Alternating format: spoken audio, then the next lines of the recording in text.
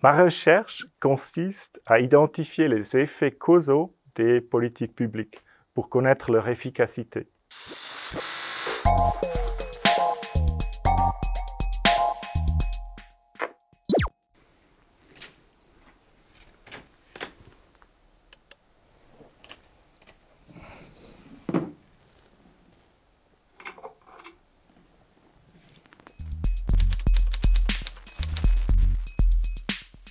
Je suis Raphaël Lalive, j'occupe la fonction du professeur en économie politique dans la faculté des HEC depuis 2006, donc ça fait 15 ans cette année.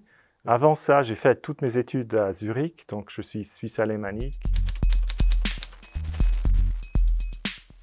En tant que jeune chercheur, doctorant, j'ai fait face à beaucoup d'incertitudes par rapport à mon travail. Où est-ce que j'allais travailler? Est-ce que j'aurais un travail? Et ces questions personnelles m'ont amené aussi de demander des questions sur le plan recherche, sur comment est-ce qu'on peut soutenir les demandeurs de recherche dans leur recherche d'emploi. Et donc ces questions m'ont suivi maintenant depuis 25 ans et je suis toujours motivé par exactement ces questions.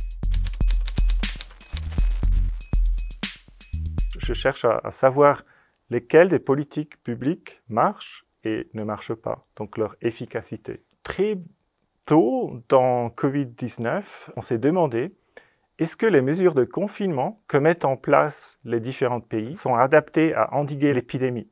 Cette question était tellement importante parce qu'un confinement a des coûts sociaux importants et donc on voulait connaître ses bénéfices. Donc on a mené une étude qui a identifié des bénéfices de confinement qui ne sont pas trop stricts et qui sont concentrés sur certaines régions. Le monde après Covid, c'est un monde où tout change et tout bouscule.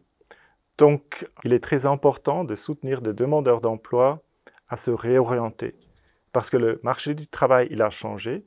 Il y a des métiers qui ne sont plus demandés, il y a des métiers qui sont très demandés, mais une personne ne peut pas savoir pour lesquels des métiers elle est qualifiée. Une politique publique qui est très dangereuse, c'est celle d'imposer des sanctions aux demandeurs d'emploi. Donc une sanction, c'est enlever l'allocation pour une certaine période de temps à des gens qui sont souvent pauvres. Et ces sanctions ont des effets très très négatifs sur la reprise d'emploi et la stabilité de l'emploi. Nous avons mené une recherche et aussi mettre à disposition un outil qui permet à un demandeur d'emploi de chercher des emplois qui sont plus centrés sur soi-même que sur ce qu'ils ont fait avant le chômage. Ils centrent sur des compétences transversales, donc ça permet de découvrir de nouveaux emplois.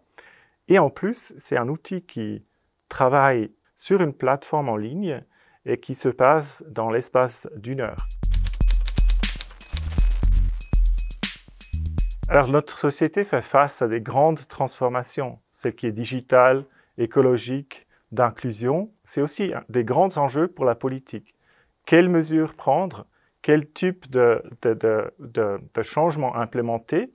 Une chose qui est importante, mais aussi dans tout ça, c'est qu'il faut qu'on choisisse notre travail du futur. C'est nous qui définissons les règles dans la politique avec des interventions et votes. Et c'est nous qui allons choisir notre travail du futur, donc tout cet espace nouveau.